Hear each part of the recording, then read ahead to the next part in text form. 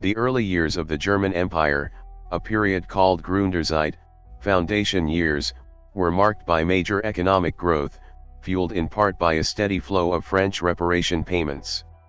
Hundreds of thousands of people poured into the cities in search of work in factories.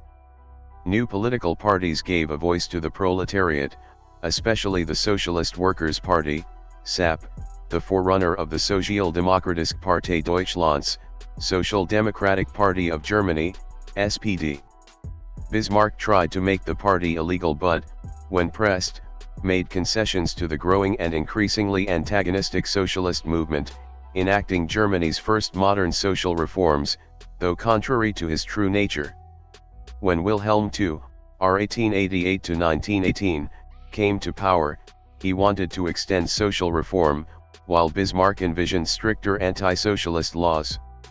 By March 1890, the Kaiser had had enough and excised his renegade chancellor from the political scene. Bismarck's legacy as a brilliant diplomat unraveled as a wealthy, unified and industrially powerful Germany embarked upon a new century. The Great War.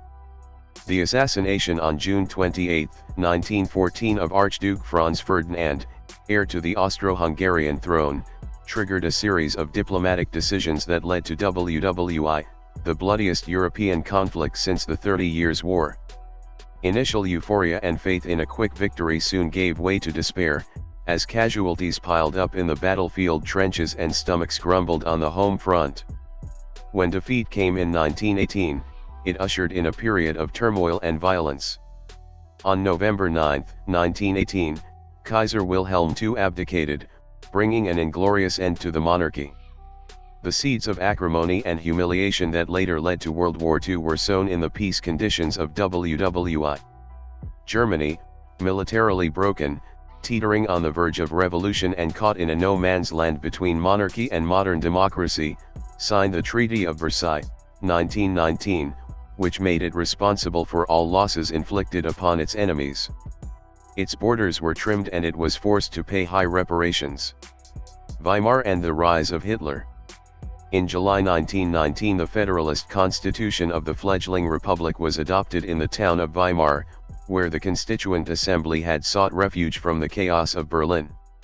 Germany's first serious experiment with democracy gave women the vote and established basic human rights, but it also gave the Chancellor the right to rule by decree, a concession that would later prove critical in Hitler's rise to power.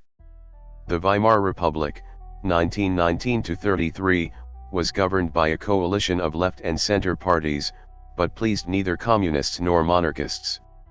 In fact, the 1920s began as anything but golden, marked, as they were, by the humiliation of a lost war, hyperinflation, mass unemployment, hunger, and disease.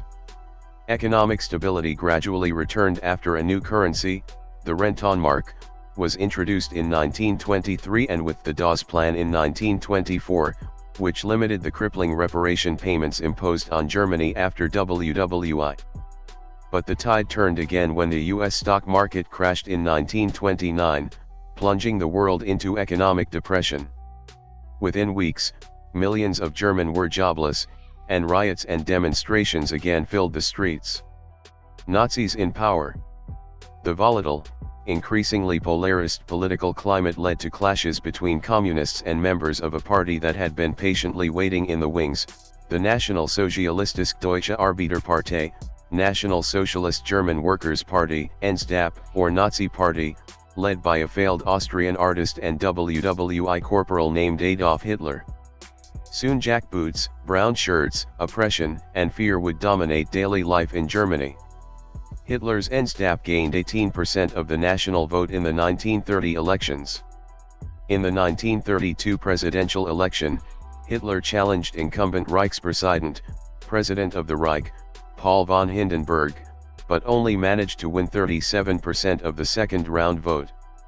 However, a year later, on January 30, 1933, faced with failed economic reforms and persuasive right-wing advisors, Hindenburg appointed Hitler Chancellor. Hitler moved quickly to consolidate absolute power and to turn the nation's democracy into a one-party dictatorship.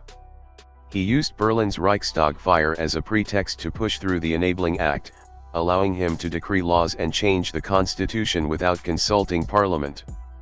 When Hindenburg died a year later, Hitler merged the offices of President and Chancellor to become Führer of the Third Reich. The rise of the Nazis had instant, far-reaching consequences.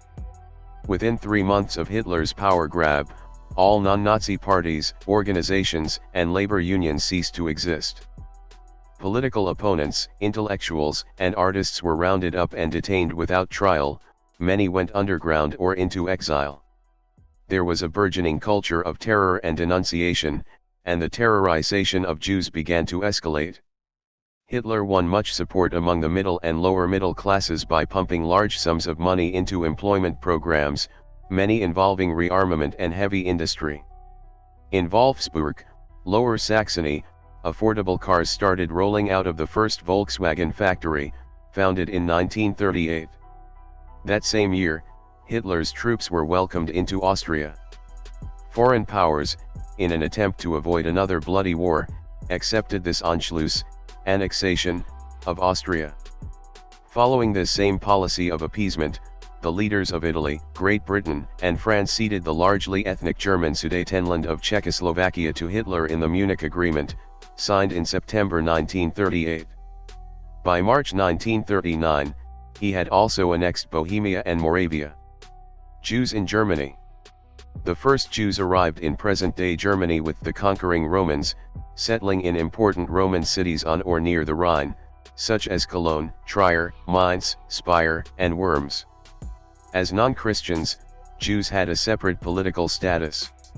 Highly valued for their trade connections, they were formally invited to settle in Speyer in 1084 and granted trading privileges and the right to build a wall around their quarter. A charter of rights granted to the Jews of Worms in 1090 by Henry IV allowed local Jews to be judged according to their own laws. The First Crusade, 1095-99, brought pogroms in 1096, usually against the will of local rulers and townspeople. Many Jews resisted, before committing suicide once their situation became hopeless. This, the Kiddush Hashem, martyr's death, established a precedent of martyrdom that became a tenet of European Judaism in the Middle Ages. In the 13th century, Jews were declared crown property by Frederick II, an act that afforded protection but exposed them to royal whim. Rabbi Meir of Rothenburg, who is buried in Europe's oldest Jewish cemetery in Worms, fell foul of King Rudolf I in 1293 for leading a group of would-be emigrants to Palestine. He died in prison.